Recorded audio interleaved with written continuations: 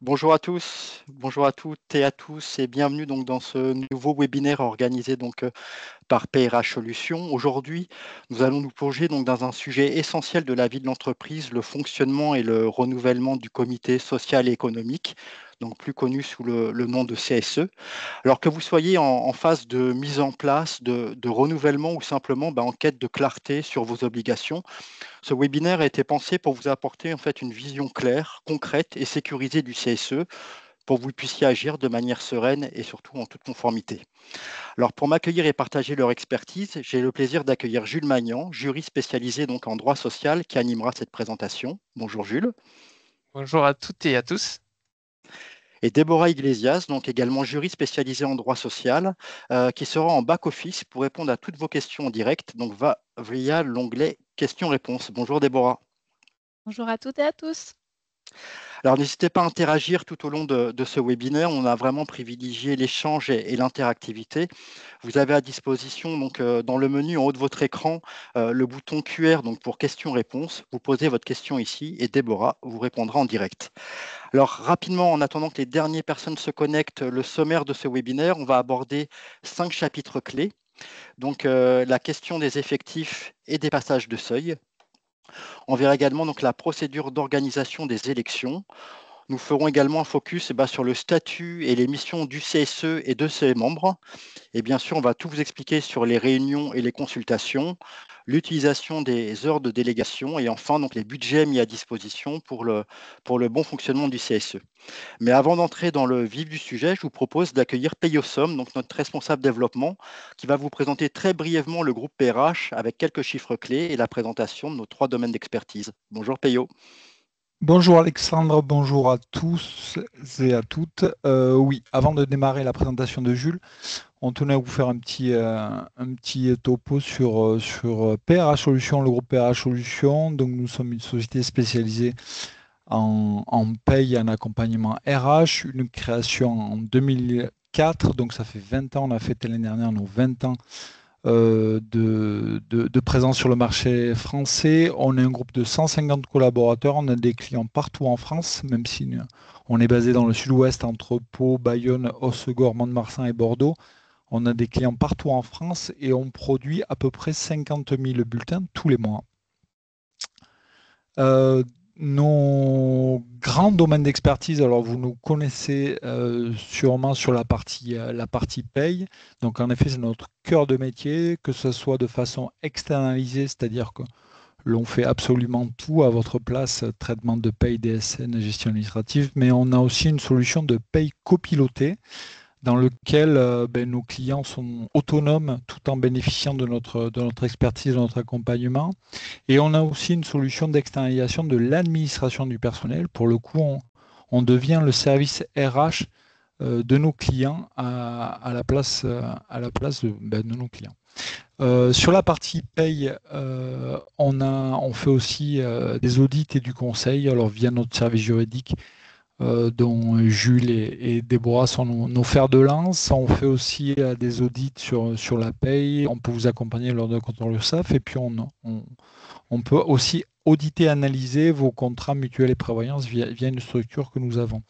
Dans les domaines d'expertise, nous avons un deuxième grand domaine qui est la partie logicielle, à la fois on a des clients qui ne cherchent qu'un logiciel de paye, donc on distribue la solution Yep Pay, le nouveau logiciel de paye sur le marché français et aussi également des logiciels RH, notamment Lucas sur la partie SIRH et puis d'autres logiciels plus spécifiques, notamment Impowheel et Agrume dont on va vous parler en fin de présentation. Et dernier grand domaine, c'est notre académie, puisqu'on a une académie depuis 3 ans maintenant où on propose des formations à la fois courtes pour nos services RH, mais aussi en alternance, puisqu'on forme les futurs gestionnaires de paye de demain.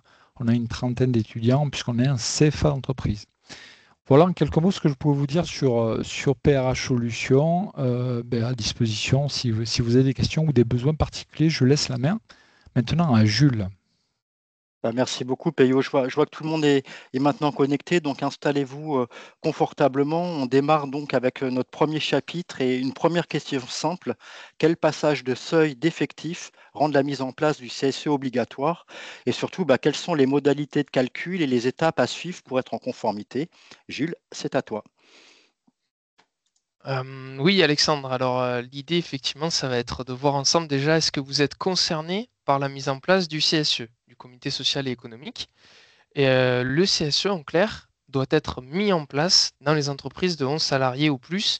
Donc, s'il y a quelque chose à retenir aujourd'hui, en tout cas pour les TPE-PME, c'est vraiment de vérifier votre effectif. Il faut tout de suite que ça fasse une alerte, le fait de dépasser le seuil de 11 salariés. Et on va voir que ce seuil de 11 salariés, bien, il doit avoir été atteint pendant 12 mois consécutifs. Donc à ce niveau-là, en clair, pendant 12 mois consécutifs, il va falloir regarder si oui ou non vous dépassez les 11 salariés. Si le 11e mois, par exemple, vous retombez à 10 salariés, dans ce cas-là, vous n'aurez pas l'obligation de mettre en place le CSE. Donc c'est vraiment par tranche de 12 mois consécutifs. Pour ce qui est du fait de savoir si, une fois que vous l'avez mis en place, est-ce que vous devez continuer à le mettre?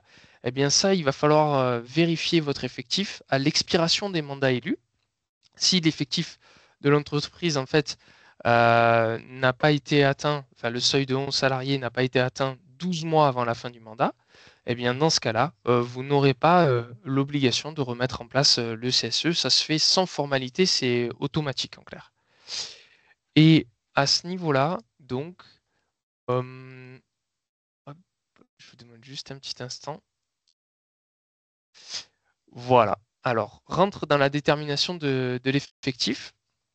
En clair, pour déterminer qui compose vos 11 salariés, ça va être l'effectif, ce qu'on appelle ETP.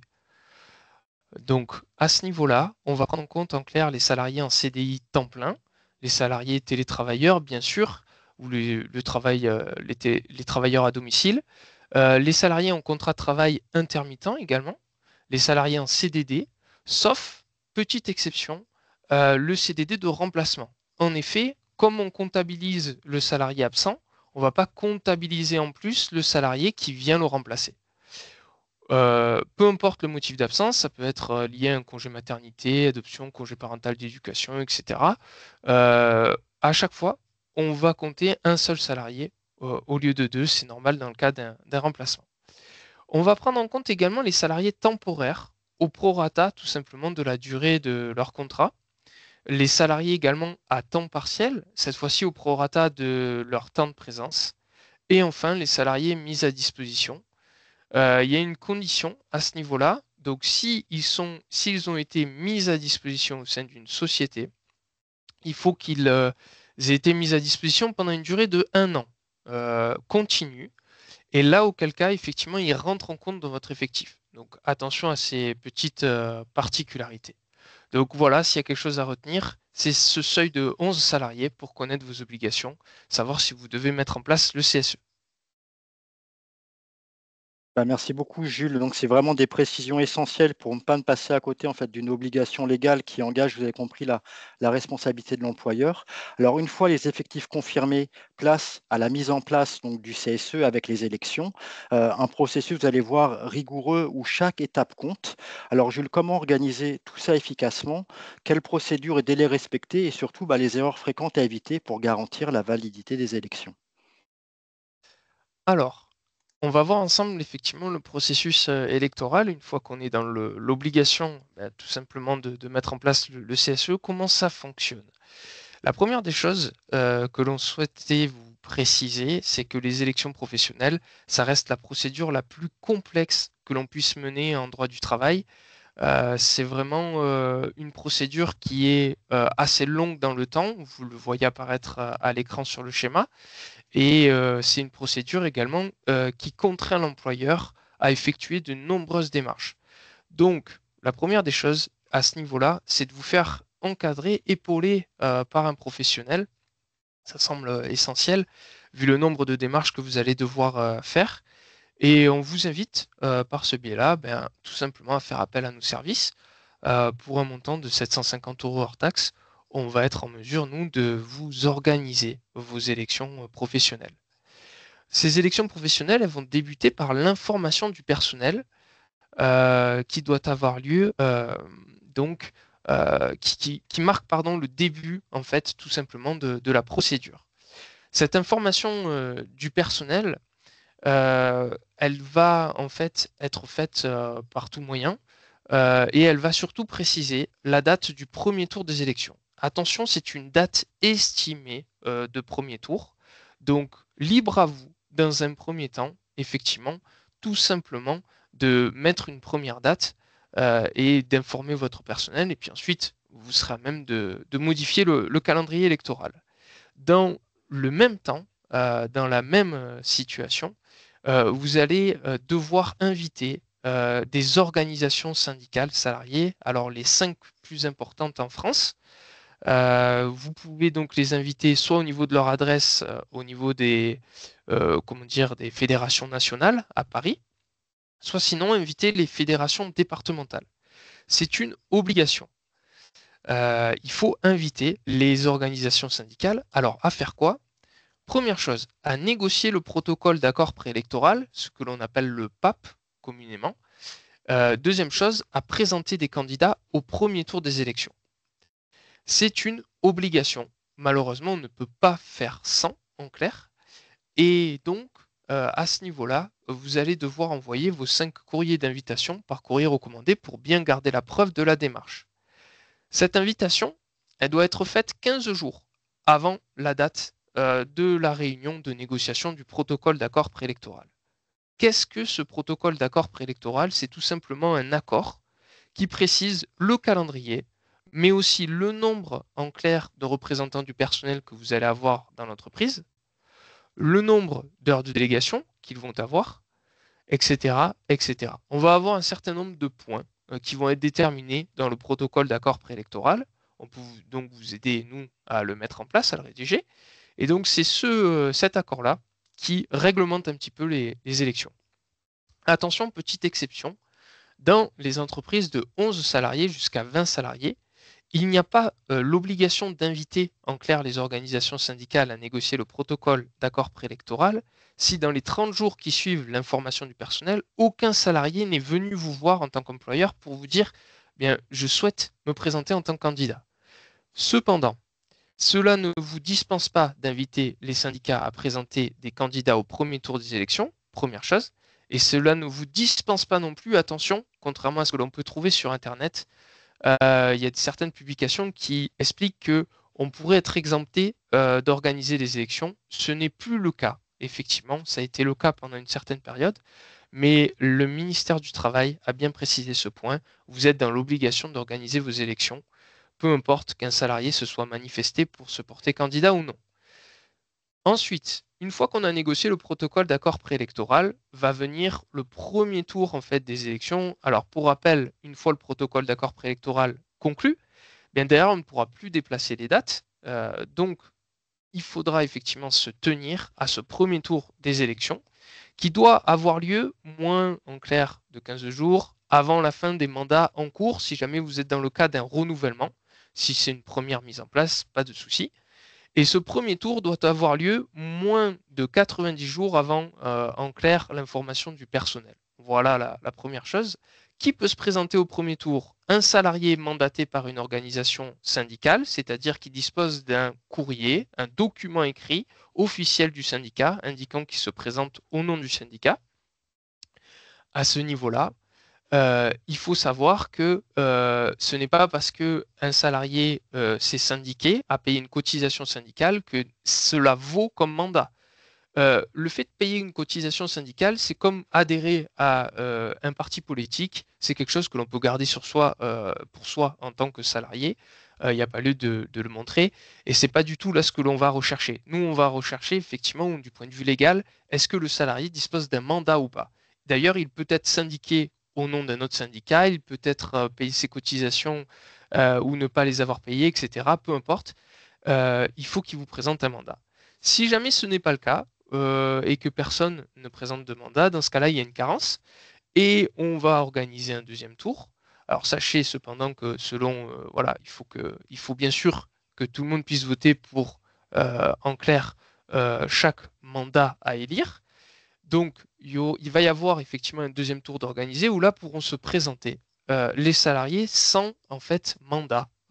Donc ils pourront se présenter en candidature libre sur une liste ou pas d'ailleurs, pour information. Et donc on aura un deuxième tour qui aura lieu, vous le voyez, dans les 15 jours qui suivent le premier tour. Et là attention parce que c'est souvent cette deuxième partie où là on se prend les pieds dans le tapis.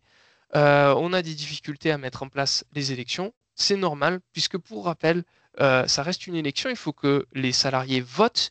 Donc, vous allez avoir en fait tout simplement des urnes à prévoir. Il va y avoir aussi potentiellement du vote par correspondance si vous avez des salariés absents ou des salariés en itinérance ou en déplacement. À ce sujet, on peut effectivement faire des élections par le vote électronique et vous verrez ensuite la solution que nous vous proposons à ce sujet via Agrum. Voilà un petit peu tout ce que l'on pouvait dire sur les élections professionnelles. Donc je laisse la parole à Alexandre. Oui, on va vous faire un point complet donc en fin de webinaire donc sur les solutions que nous vous proposons en fait pour vous accompagner et simplifier la mise en place, le quotidien ou le renouvellement de votre CSE. Alors poursuivons maintenant avec la partie cœur du dispositif, donc le rôle et les missions du CSE. Alors le CSE représente les salariés auprès de l'employeur, mais son champ d'action en fait varie selon la taille de l'entreprise. Alors Jules maintenant va vous expliquer les différences entre les CSE de moins de 50 salariés et ceux de plus de 50, les missions économiques et sociales, ainsi que le statut du salarié protégé qui s'applique aux élus. Donc c'est vraiment, attention, c'est vraiment souvent une source de confusion, donc vraiment un point essentiel à clarifier. Tout à fait, Alexandre. Effectivement, donc les membres du CSE ont un statut particulier, celui de salarié protégé. Il faut faire extrêmement attention à partir du moment où vous souhaitez rompre le contrat de travail d'un salarié protégé. Il y a également donc les salariés en situation de maternité, par exemple, pour donner un autre exemple. Mais en tout cas, les membres du CSE, à partir du moment où on va effectivement, tout simplement, en clair, partir sur un licenciement, mais y compris une rupture conventionnelle, par exemple, c'est-à-dire avec l'accord du salarié, bien dans un cas comme celui-ci, il faudra demander l'autorisation à l'inspection du travail, autorisation qui nécessite 2 mois de procédure. Donc en plus de la procédure classique. Donc attention à cet aspect-là. Vérifiez bien quand vous faites vos procédures que vous ne soyez pas en train de licencier, de rompre le contrat d'un membre du CSE, auquel cas la procédure est beaucoup plus lourde. Et les sanctions sont beaucoup plus lourdes également si jamais vous ne passez pas par l'autorisation de l'inspection du travail. Voilà le petit aparté que l'on pouvait faire sur la protection en clair des membres du CSE. On va s'apparenter maintenant aux missions des membres pour savoir un petit peu qu'est-ce qu'ils peuvent faire et qu'est-ce qu'ils ne peuvent pas faire, quelles sont leurs prérogatives. Et surtout, vous le voyez apparaître à l'écran, une dichotomie, une division en fonction de l'effectif. Donc, dans un premier temps, de 11 à 49 salariés, vous le voyez sur la partie gauche de l'écran, les représentants du personnel, tout simplement, ont déjà comme premier rôle de porter les réclamations individuelles ou collectives des salariés. Notamment, on pense tout de suite au salaire, mais ça peut être d'autres aspects, bien sûr, et porter ces réclamations à qui? À l'employeur. On va également avoir un droit d'alerte. Droit d'alerte en cas d'atteinte aux droits des personnes, ça va être toutes les situations de harcèlement moral, par exemple. On va avoir les situations de danger grave et imminent. Et également, nouveauté, un risque grave et imminent en matière de santé publique, d'environnement, où là aussi, le CSE a une vocation à intervenir. Enfin, les membres du CSE vont pouvoir réaliser des enquêtes en cas d'accident du travail, de maladie professionnelle. Donc, voici les 3 piliers, les 3 points essentiels à retenir. Déjà, ça, c'est ce que peuvent faire les membres du CSE. On va voir que quand on passe à 50 salariés ou plus, donc à ce niveau-là, c'est-à-dire pendant plus de 12 mois continus également, pour reprendre ces éléments d'effectif, cette condition d'effectif, vous allez voir que le socle commun reste identique, avec donc ces 3 piliers, mais on va avoir des attributions particulières. Il va y avoir un budget de fonctionnement et des activités sociales et culturelles, on va revenir dessus, et le CSE aura vocation à le gérer. On va avoir des consultations particulières. Il y a 3 grandes consultations annuelles spécifiques sur certains points comme la stratégie économique, la politique d'emploi, etc. Et on va avoir enfin la base de données économique, sociale et environnementale à mettre en place. Alors à ce sujet, c'est un élément effectivement à ne pas omettre en tant qu'employeur, puisqu'il y a une liste tout simplement de documents à comment dire, mettre en place, euh, à donner l'accès aux membres du CSE. Et cette liste de documents est particulièrement importante, compliquée à mettre en œuvre. À ce sujet, nous pouvons effectivement vous proposer ce service via notre pôle data qui pourra se charger sur devis de mettre en place les documents. Que se passe-t-il si vous ne mettez pas en place les documents, si vous mettez pas, vous remplissez pas vos obligations? Un délit d'entrave, donc 7 500 € d'amende, mais pour rappel, c'est un délit, c'est-à-dire que derrière, c'est une condamnation au pénal de la personne, attention, physique. Donc, en plus de la société, vous pouvez avoir une condamnation de la personne physique en elle-même, le DRH, etc. Donc, c'est particulièrement délicat comme sujet. Enfin, pour finir, une commission santé, sécurité, conditions de travail. Dans les entreprises de 300 salariés ou plus, les sites Céveso nucléaires, là, il va y avoir une délégation particulière du CSE. On va prendre des membres du CSE et on va leur donner des attributions particulières. Alors, quand je dis prendre des membres, c'est les désigner par le biais d'un vote, en clair. Et ils auront pour vocation, eux, de se charger uniquement tout simplement des missions que vous voyez apparaître à l'écran, les risques professionnels, l'égalité homme-femme, les travailleurs handicapés, les risques psychosociaux, pour qu'ils soient véritablement formés sur ce sujet et qu'ils s'attellent à ce sujet-là précisément, ce que ne feront pas les autres membres non désignés. Par contre, le recours à un expert reste uniquement pour les membres du CSE, reste une décision du CSE à part entière. Donc voilà un petit peu ce que l'on pouvait dire pour les missions des membres du CSE. Merci beaucoup, Jules. On arrive maintenant donc à un pilier du bon fonctionnement du CSE. Donc, ce sont les réunions et les consultations. Alors, elles sont au cœur du dialogue social au sein de l'entreprise. Jules, est-ce qu'on peut faire un point justement sur les obligations légales, sur la fréquence, les sujets abordés, et puis les bonnes pratiques en fait pour transformer ces moments en véritable levier de coopération interne? Alors, alors, la première chose que vous allez devoir effectivement mettre en œuvre, en clair, pour organiser le fonctionnement du CSE, comme l'a dit Alexandre, les réunions, etc., ça va être la première réunion du CSE, tout simplement. Alors, cette première réunion du CSE, 3 objets obligatoires pour organiser votre CSE une fois que les membres ont été élus. Désigner le secrétaire et le trésorier du CSE comme pour toute association. Ça fonctionne de la même manière. Le CSE est une personnalité morale, il lui faut un trésorier, il lui faut un secrétaire. La désignation résulte du vote à la majorité, attention, des voix exprimées par les membres ayant le droit de vote. Il y a un petit débat sur le sujet, savoir est-ce que c'est la majorité des membres présents ou des voix exprimées par tous les membres. Eh bien, il vaut mieux que tous les membres du CSE soient présents, nous dit la législation. Donc attention à ce que vous pouvez trouver sur Internet.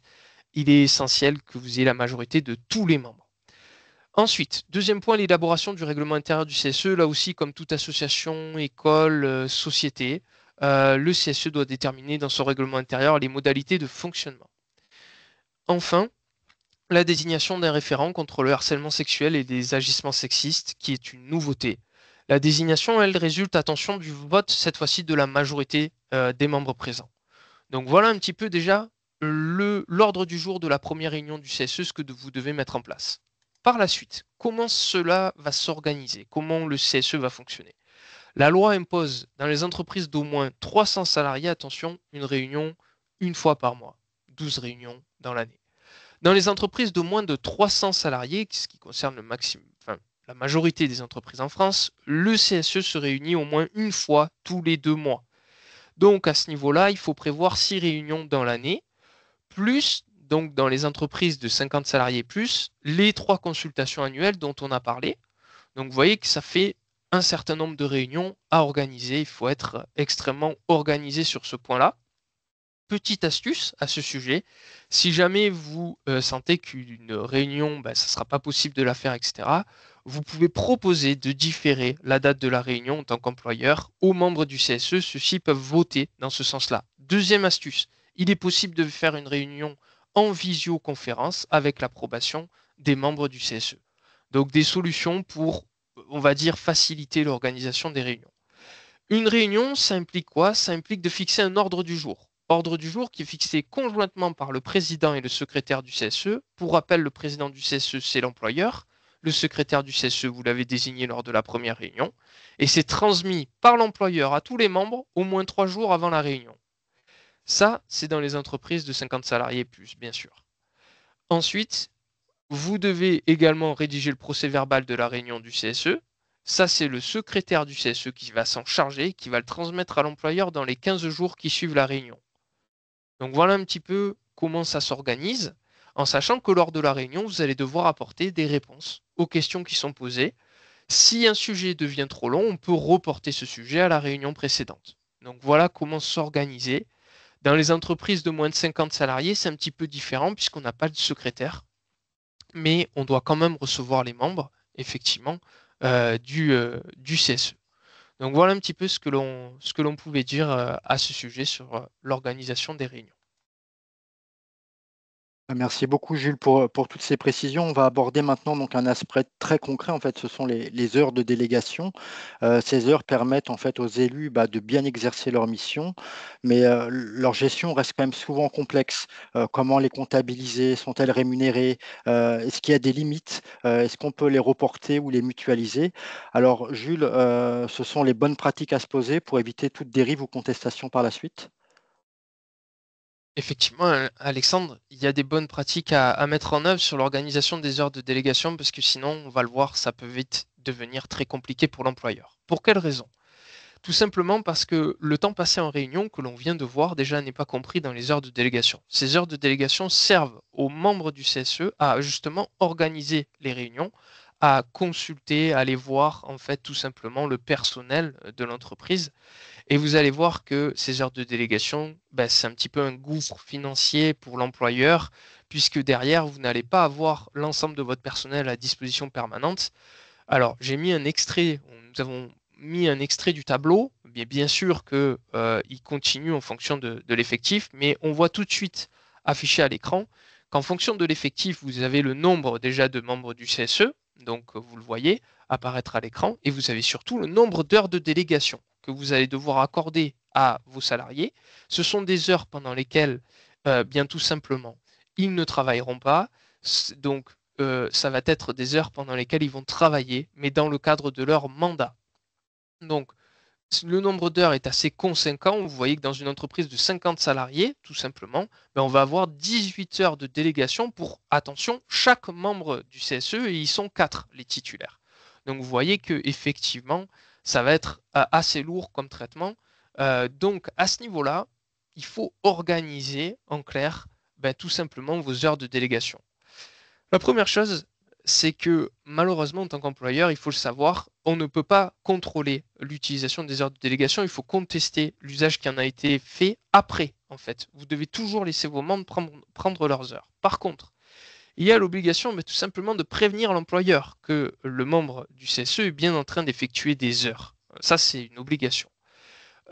Deuxième élément, lorsqu'un un membre titulaire est absent, il va en fait donner son crédit d'heure aux membres suppléants. Donc l'absence du membre titulaire ne va pas porter effectivement, ne va pas diminuer les heures de délégation.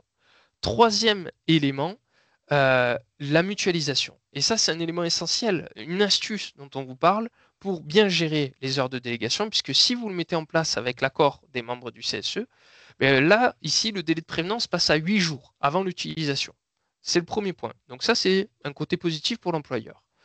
Comment dire, quand ressort-il du côté des membres du CSE?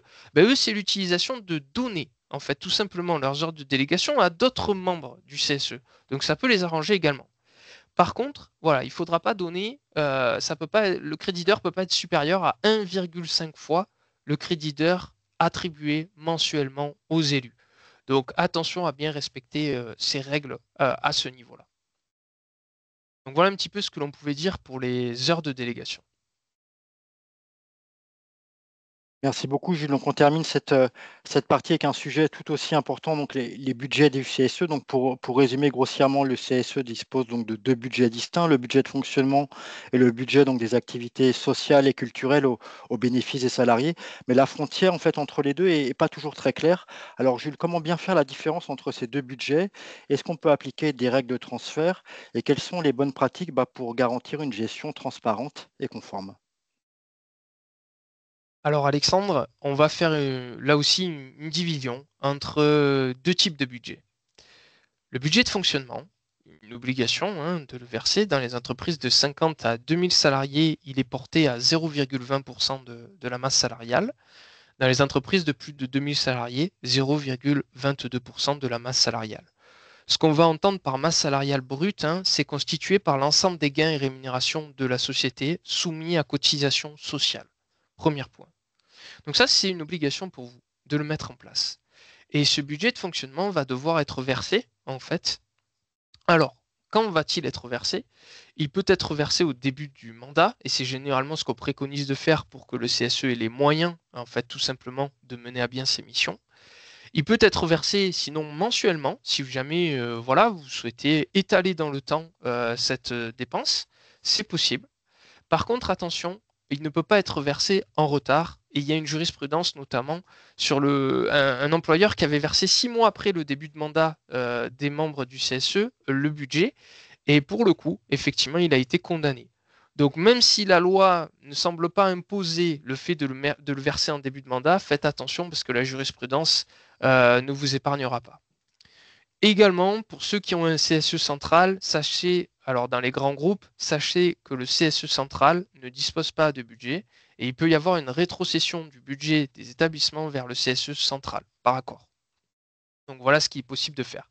Ce budget de fonctionnement, il sert à quoi? Il sert à faire fonctionner l'instance, les membres du CSE, donc un abonnement par exemple de téléphone, des ordinateurs portables, l'accès à un juriste ou un avocat. Donc voilà un petit peu tous ces éléments, tous ces frais que peuvent avoir les membres. Et on va voir ensuite, bien tout simplement, l'autre budget, le budget des activités sociales et culturelles. Alors lui, celui-ci, il va servir au contraire à des activités, à financer des activités facultatives pour les salariés, ils ne sont pas obligés de les faire. C'est exercé principalement au bénéfice des salariés et ça vise à améliorer les conditions d'emploi, de travail et de vie du personnel.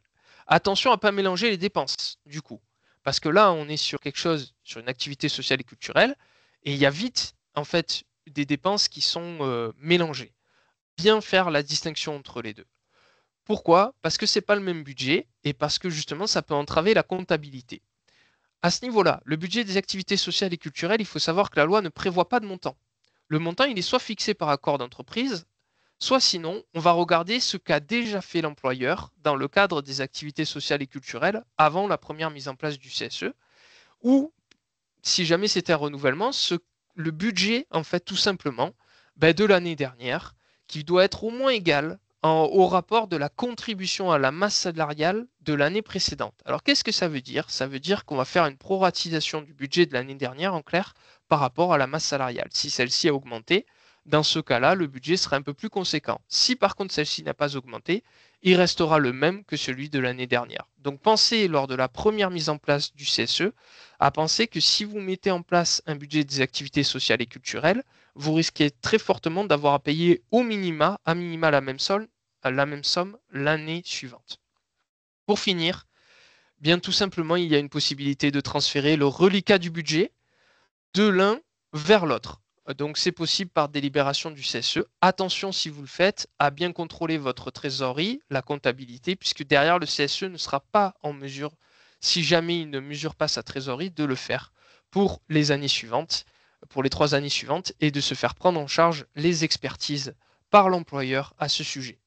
Donc voilà un petit peu ce que l'on pouvait dire à ce sujet. Au niveau du CSE, nous, on va bien sûr vous indiquer de faire très attention. Pourquoi? Parce qu'on l'a dit ensemble, il y a un délit d'entrave au début, à la mise en place. Ce délit d'entrave, c'est 1 an de prison et 7 500 € d'amende.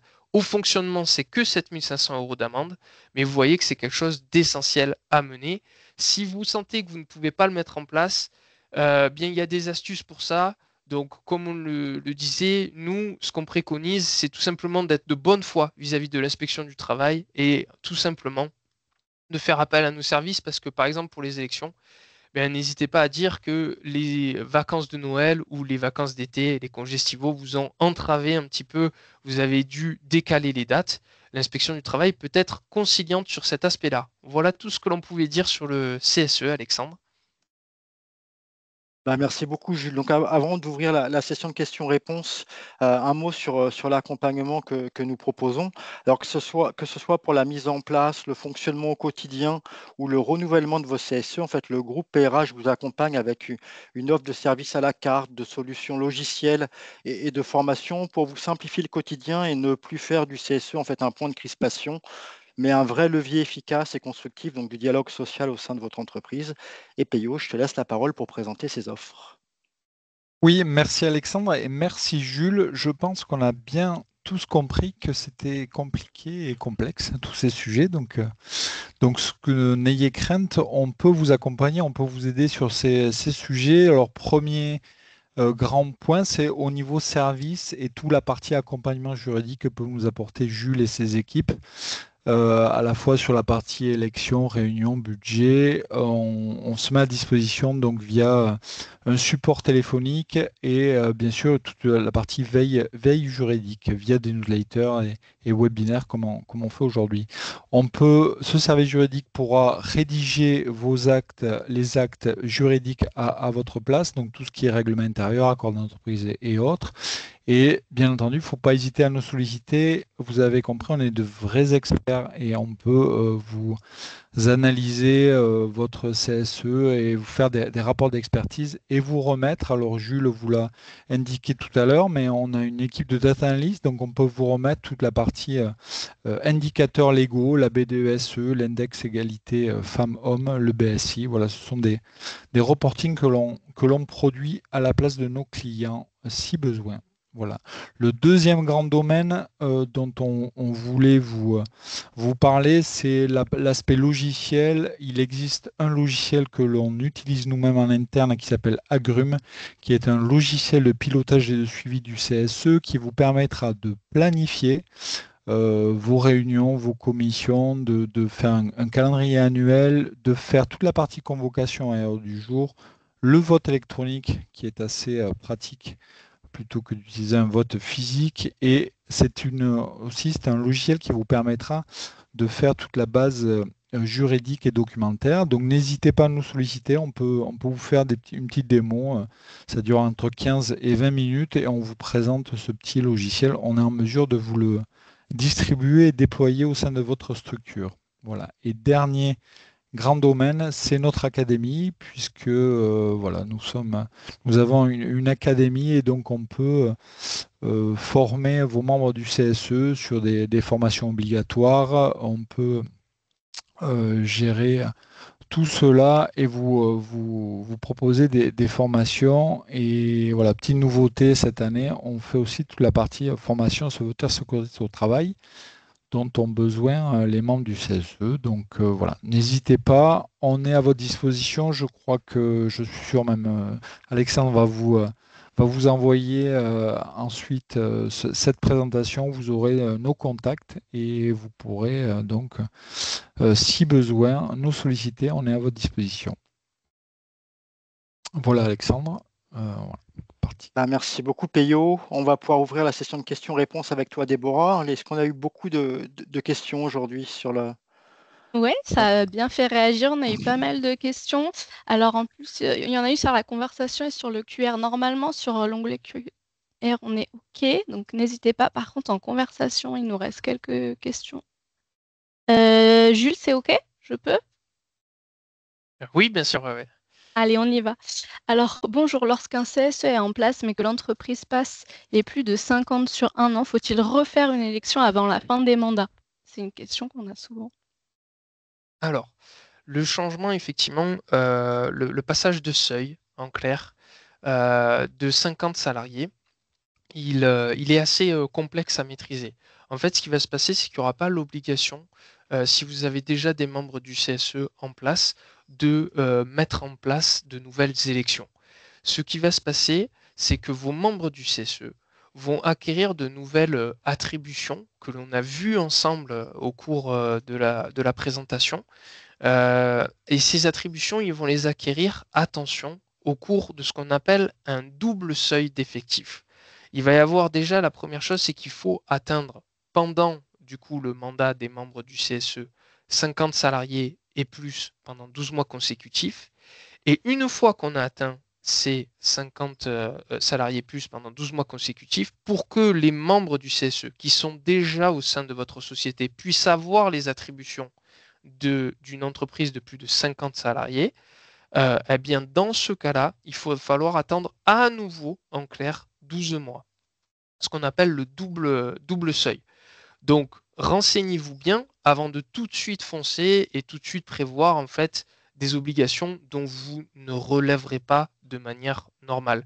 Il faut qu'on fasse le tri entre les obligations qui vous incombent du fait de ce changement à 50 salariés et les obligations qui ne vous incombent pas, puisqu'il va falloir attendre à nouveau en fait 12 mois pour les mettre en place, les mettre en œuvre. Merci. Une autre question sur les délais. Pour les entreprises de moins de 50 salariés, la convocation à remettre 3 jours avant, est-ce que ce sont des jours ouvrés, ouvrables? Alors, ici, effectivement, le délai va être différent puisque le schéma va, comment dire, il ne va pas y avoir en fait tout simplement ce délai de 3 jours qui est normalement 3 jours calendaires, d'accord? Mm. C'est-à-dire tous les jours du calendrier. Mais ici, en clair, ça va être un délai de 6 jours avant, tout simplement. Donc, les membres, en clair, du CSE dans la version moins de 50 salariés vont poser leurs questions 6 jours avant. L'employeur va les réceptionner et puis ensuite, derrière, va répondre aux questions pendant la réunion ou 2 jours après la réunion. Donc voilà, il y a un système qui est un petit peu différent qu'on n'a pas présenté. C'est vrai que c'est pas un ordre du jour, c'est des questions, en fait, tout simplement, qui sont adressées par les membres du CSE. Donc, un système un peu différent. Merci. Une question sur les effectifs. Pour les entreprises de travail temporaire, faut-il prendre en compte le personnel mis à disposition uniquement si les intérimaires ont travaillé 12 mois consécutifs avec notre agence? Alors, il va falloir, alors attention, ça dépend de quel point de vue on se place. Si on est une entreprise, en clair, qui utilise en fait du personnel intérimaire, là, dans ce cas-là, il y a bien cette condition de 12 mois, en clair, continu. Si on est une entreprise de travail, en clair, temporaire, là aussi, c'est cette notion de 12 mois qui va jouer, mais donc derrière, on va pouvoir effectivement vérifier ce point. Moi, ce que je vous invite, c'est que on fasse le point ensemble parce que voilà, ça dépend de quel point de vue vous êtes. Merci. Une autre question. Le licenciement ou la rupture conventionnelle du membre suppléant du CSE prévoit-il la même procédure lourde que vous mentionnez au début? Le membre, il est donc suppléant, il participe aux réunions, mais c'est en fait le titulaire qui prend la parole et dirige la réunion. L'autre ne fait que assister. Alors, c'est une bonne question. Déjà, première chose, sachez effectivement que les membres suppléants du CSE, vous n'avez pas l'obligation de les inviter à la réunion du CSE. C'est une possibilité qui peut être mise en place dans le protocole d'accord préélectoral dont on a parlé pour mettre en place ces élections ou dans le règlement intérieur du CSE, mais ça n'est pas en aucun cas une obligation pour l'employeur. C'est la première des choses. Un membre élu suppléant va intervenir par contre obligatoirement lorsque un membre élu titulaire est absent. Et là, effectivement, il va falloir l'inviter à la réunion. Dans tous les cas, pour répondre concrètement à votre question sur la protection va jouer, en fait, peu importe la situation. À partir du moment où c'est un membre élu, qu'il soit titulaire ou suppléant, il va bénéficier de cette protection dont nous parlons et donc nécessiter effectivement l'autorisation de l'inspection du travail, même si on rend son contrat dans le cadre d'une rupture conventionnelle et que c'est le souhait du salarié ou si c'est dans le cas d'un licenciement. Merci. Une question sur la formation. Existe-t-il une formation pour un référent harcèlement sexuel et agissement sexiste? Alors oui, effectivement, il y a Mm. une formation à part entière qui doit être mise en place. Mais je vais revenir vers vous pour vous préciser un petit peu les délais et cet aspect-là qui est un petit peu nouveau. Est-ce que je peux prendre une dernière question, Alexandre? Une dernière, je te l'accorde. Allez, une dernière. Alors là, on est dans le cadre d'une entreprise de moins de 50. Est-il vrai que le nombre de membres assistant à la réunion du côté de l'employeur ne peut dépasser le nombre de 2 membres du CSE? Nous, les membres des RH, voulions participer avec une personne en plus du président et de la secrétaire du président, qui fait également office de secrétaire, donc j'imagine qu'elle prend les notes.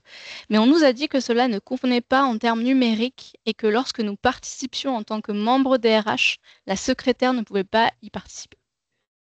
Alors, sur les invitations, en clair, les invitations et l'assistance de l'employeur. Deux choses à différencier. La première chose, c'est que sur les invitations, que ce soit des invitations de l'employeur ou que ce soit des invitations des membres du CSE, il faut obtenir l'approbation des membres. C'est la première des choses. Si on veut inviter un intervenant extérieur, on va effectivement devoir avoir l'approbation des membres, sauf pour certains membres particuliers comme l'inspecteur du travail ou le médecin du travail, qui eux sont invités de droit.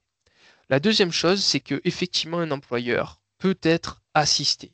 Là, il y a des règles d'assistance particulières, donc on va revenir vers vous pour faire un point parce que c'est une question un petit peu technique. Je ne voudrais pas vous donner une réponse sans avoir vérifié la jurisprudence sur ce point, mais il y a bien effectivement des règles qui ont été déterminées par la jurisprudence. L'employeur peut effectivement se faire assister. Maintenant, le schéma que vous décrivez, effectivement, semble un petit peu particulier, puisque habituellement, il va y avoir moins de membres assistants de l'employeur que de membres du CSE. Je crois me souvenir que c'est 2 membres maximum, mais je ne veux pas dire de bêtises. Donc, je vais revenir On vers vous. reviendra. On reviendra vers vous. C'est noté. D'autres questions de ton côté, Déborah? Je vais voir sur l'autre onglet. Je vois qu'une dernière question qui est tombée. Ouais, Quelle est j'en ai la... même. Vas-y. On en prend une dernière et après, Une bien dernière. sûr, notre équipe juridique sera à votre disposition. On vous Oui. donnera les contacts. En fait, si vous avez besoin d'avoir plus de précision. Quelle est la durée des mandats des membres du CSE et le délai pour refaire des élections au bout des mandats et combien de mandats consécutifs? Alors, c'est vrai qu'on n'a pas précisé ce point. La durée, tout simplement, de mandat des membres élus est de 4 ans.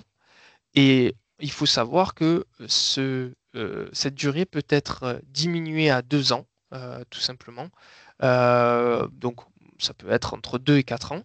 Dans le protocole d'accord préélectoral ou dans le règlement intérieur, voilà, on peut prévoir ces dispositions-là, mais ça se fait effectivement par accord. Donc, il faut que l'employeur soit d'accord, bien sûr, en sachant que ça sera plus lourd, plus contraignant pour l'employeur parce qu'il devra organiser des élections de manière plus fréquente. Merci Déborah, merci Jules et Peyo pour la clarté et la précision de vos interventions. Merci à tous pour votre présence active. Comme vous le voyez, en fait, le CSE est vraiment une instance structurante, vivante, mais à la fois exigeante, mais essentielle donc à la cohésion sociale et surtout à la conformité de votre entreprise. Donc, vous avez compris qu'avec le groupe PRH, vous bénéficiez d'un accompagnement expert donc de notre équipe conseil pour vous guider et vous diriger et rédiger vos actes et documents juridiques. Également, vous avez vu des formations dédiées avec la PRH Academy et des solutions logicielles avec Agrum donc pour piloter efficacement donc votre CSE, soit avec le support de notre équipe conseil qui l'utilise au quotidien, soit en totale autonomie. Merci beaucoup pour votre présence et vous avez compris que vous avez besoin d'un accompagnement personnalisé ou si vous avez besoin de répondre à vos questions, on vous laissera également donc, dans le mail de remerciement donc, le contact de notre équipe conseil. Vous recevrez très rapidement, sûrement cet après-midi, dans votre boîte de réception tous les liens nécessaires, mais également également donc, le replay et le support de présentation donc, de Jules pour ce webinaire. Nous, on se donne rendez-vous pour notre prochain webinaire, donc le mardi 18 novembre, pour un numéro spécial, exclusivement réservé donc, à nos clients et à nos abonnés, consacré aux formes et stratégies de rémunération, ou comment redonner du pouvoir d'achat donc, à vos salariés sans alourdir vos charges sociales. Vous allez voir que c'est possible en activant des dispositifs particuliers, mais comme d'habitude, en respectant un cadre strict et précis. Merci encore pour votre participation. Vous êtes de plus en plus nombreux à suivre nos webinaires. On prend vraiment ça comme un gage de qualité. D'ailleurs, n'hésitez pas à participer à notre enquête de satisfaction. Elle est très rapide. Elle nous permet en fait d'améliorer à la fois le contenu et le format de nos événements. C'est le moment pour moi de vous souhaiter de la part de toutes les équipes de PRH une agréable fin de journée et surtout un très bon appétit parce que je vois que l'heure avance. Merci beaucoup et à très vite. Au revoir. Au revoir.